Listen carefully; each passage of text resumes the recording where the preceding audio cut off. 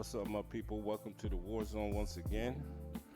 What we're going to do is we're going to kick off this UFC Vegas 35 card. We're going to start with the prelims, and we're going to work our way up to the main card. We got a featherweight bout between Barboza and Chikadze. All right, let's get it. All right, so we're going to kick this off in the men's bantamweight division. We have Martinez against Guido, Cannetti. So Mana is a former Contender Series fighter, decent fighter, younger fighter in this one. Guido is 41 years old. I think Mana's just gonna come out here, man, and outwork this guy, man, and finish him. So I'm predicting Martinez with a TKO in the second round. I have to go with the younger fighter, man, in Mana. Guido, I just think is not going to be enough for him. Mana can scramble, he can fight, he has power. I don't see this going the distance. So I got Martinez, a second round TKO. All right, so working our way up. We have the men's featherweight division. We have Jamall Emmers against Pat Sabatini. It's a tough fight to call, man. I had to think about this one. I like Jamall. He has lost to some good fighters. Definitely has room to improve.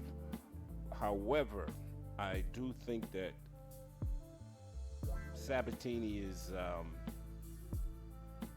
a decent fighter, but I just think he's too reserved. I don't think that he's aggressive enough.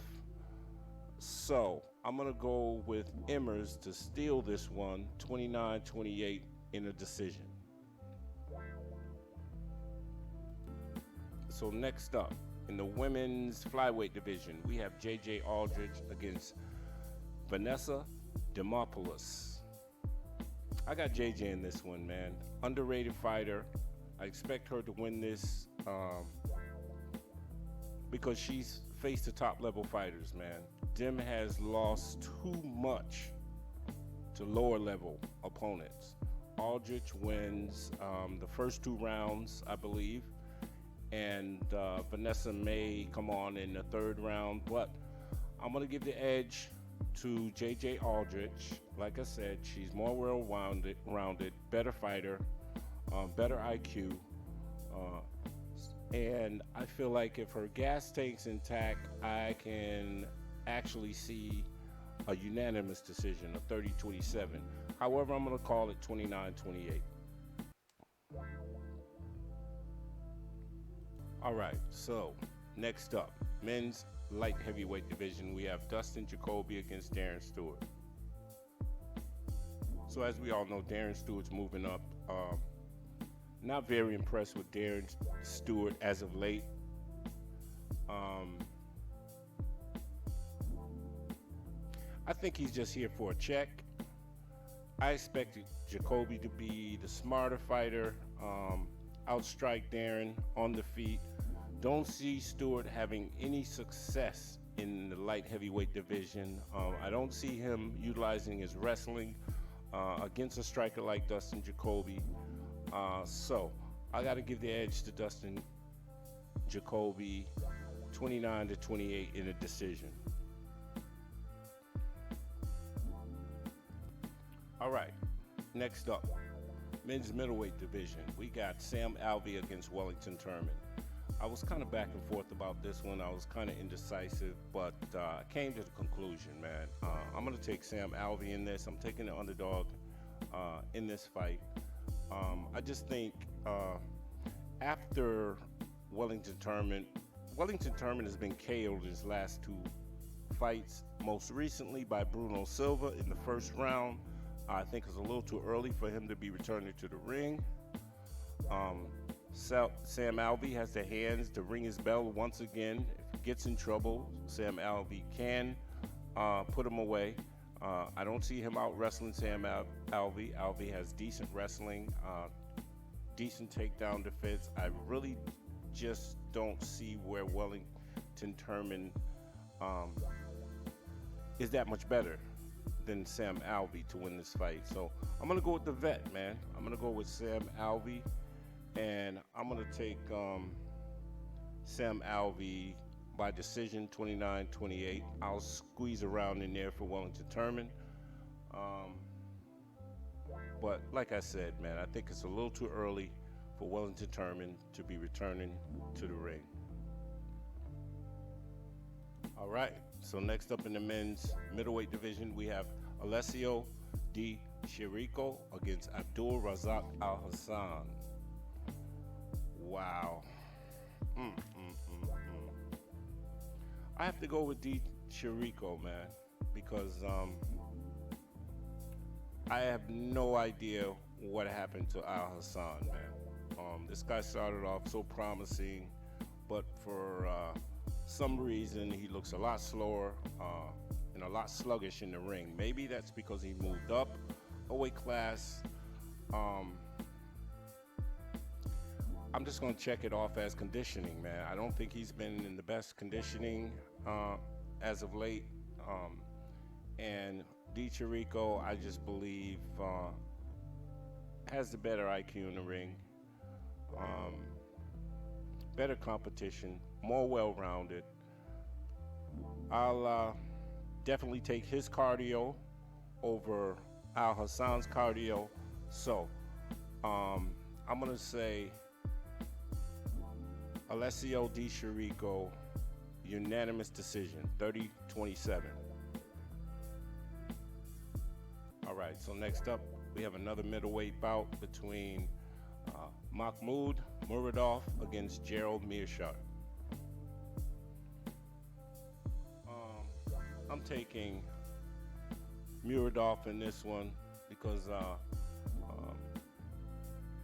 Meerschaert has one of the lowest fight IQs, man, that I've seen in a while, man. He just does the craziest stuff in his fights, man. Muradov is much better fighter. He can technically get it done in every aspect of the game. I can see Meerschaert getting desperate as this fight goes on at some point and actually paying for it. I'm giving Muradov a unanimous decision if he doesn't finish him first.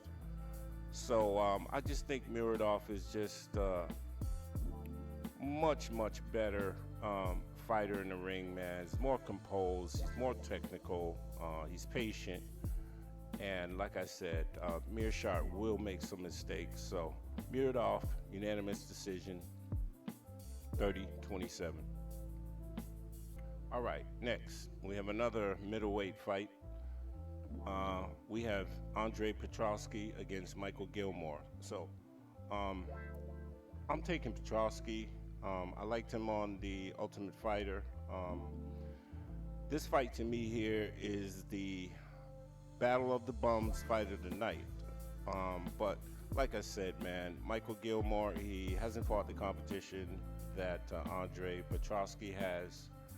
I trust Petroski in this fight, so I'm gonna go with Petroski because I trust him more, and I'm taking him 29-28. All right.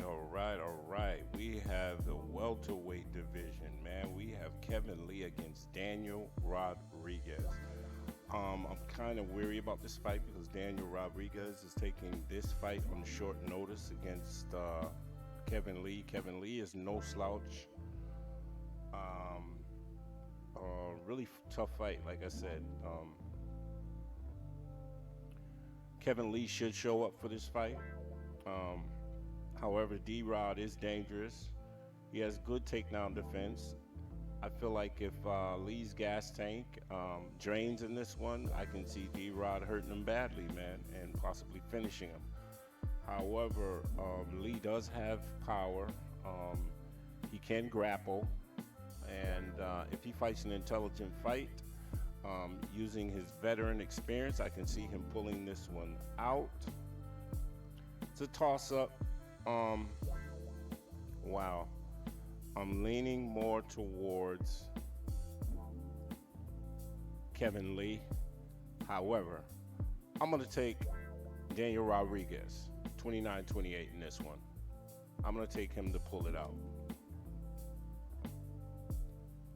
All right, so next up in the men's bantamweight division, we have Ricky Turcios against Brady Highstand. I'm taking Turcios by second round TKO. Highstand may challenge early in the fight. The first round, he may grapple. He may take Turcios down a few times. I don't see Ricky Turcios being held on the ground. But I think this will work in the favor of Turcios as the fight goes on, and I believe Highstand will slow down at some point and get caught. Brady's definitely hasn't fought the level of competition that Ricky Turcios has fought, and I think that's something that's going to show in this fight. I believe he catches him in the second round, maybe early third round. I'm going to go with second round, so I'm going to take Turcios TKO second round. All right, so next up, middleweight division, we have Bryan Battle against Gilbert Urbina.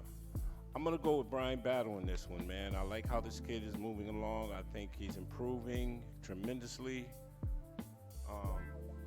Urbina, he has not fought the level of competition that Bryan Battle has.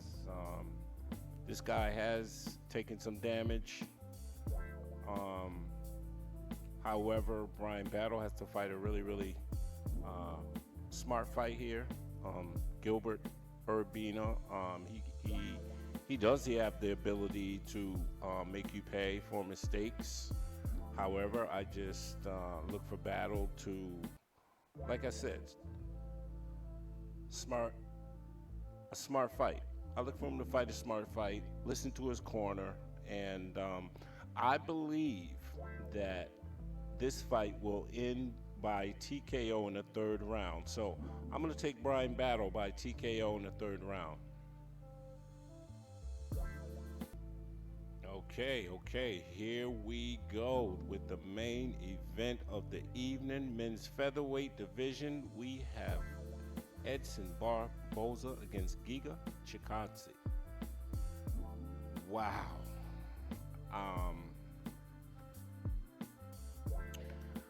I used to see Chikadze, man, as a promising contender. I felt like this guy had enough, if he improved enough, man, to actually be in championship contention, man, or pretty close, man, you know. But then I started to witness how he struggled against lower level competition. For instance, having a close fight with Jamall Emmers, that kind of let me know what type of level this guy was on. Now, when I look at Edson Barboza, man, solid veteran who has fought absolutely everyone.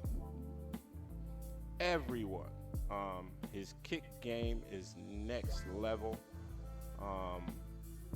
He destroyed Shane Burgos in his last fight. TKO'd him and looked masterful. I mean, absolutely. He looked like the Edson Barboza of old, man. I was really impressed with his last performance. He must have went back to the drawing board and said, hey, hold up, I can't be half-stepping. I can't come out here with these younger guys, man, and think that, I can just go here and just walk through these guys. He realized that. He fixed some things. He came back. He did an amazing job. I don't see that Chikadze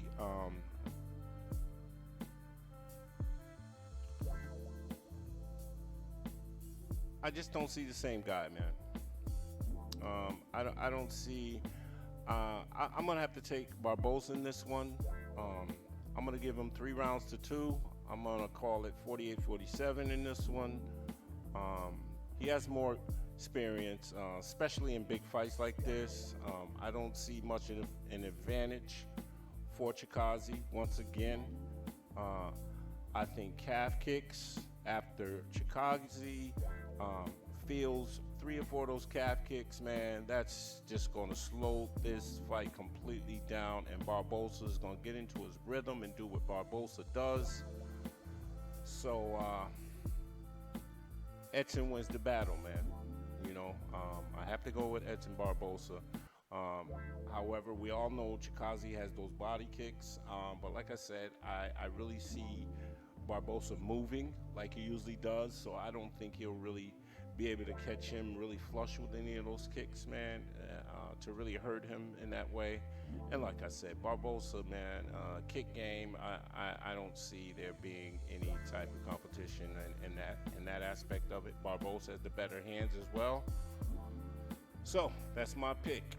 Edson Barboza by decision over Giga Chikadze. I appreciate you all for coming out, man. That's all I have, man. Please subscribe to the channel if you haven't. Blessings to all, and I'm out. Peace.